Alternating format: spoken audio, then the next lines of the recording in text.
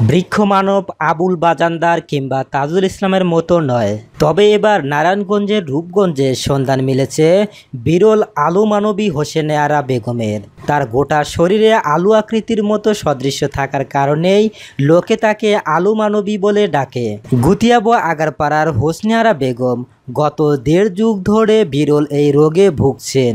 স্বামীহারা ভিটেবাড়ি হারা বিরল এই আলু মানবী এখন অর্থ অভাবে ধুকে ধুকে মরতে বসেছেন। হোসনে আরা এতটাই অসহায়, তার পাশে কেউ এগিয়েও আসতে চান না। সমাজের নানা প্রতিবন্ধকতা আর অঘোষিত নিষেধাজ্ঞার কারণে তাকে ঘুটঘুটে অন্ধকার ঘর কোণে হয়ে সময় পার করতে হয়। আলু মানবী হোসনে আরা বেগমের আকুতি এ সমাজে কিংবা দেশে কেউ কি নেই এই পোড়া কপালি হতভাগী অভাগীর পাশে এসে দাঁড়ানোর মতো? সরেজমিনে আগারপাড়া এলাকায় গিয়ে দেখা যায় এক হৃদয় বিদারক দৃশ্য।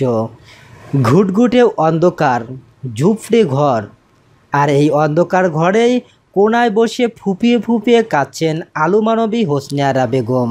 লোকের বিদ্রূপ আর স্থানীয়দের অঘোষিত নিষেধাজ্ঞার কারণে উনি এখন ঘর থেকে বের হন না। কালে ভদ্রে বের হলেও বোরকা পরে বের হতে হয়। অদ্ভুত এই রোগের কারণে তাকে কেউ মেনেও নেয় না। ভিক্ষাবৃত্তি তার প্রধান পেশা, তাও সপ্তাহে ২-১ দিন। এ দিয়ে চলে কোনো মতে নাওয়া খাওয়া। দেখা যায় হোসনে আরার শরীরে বিভিন্ন অংশে আলু সদৃশ্য গুটি।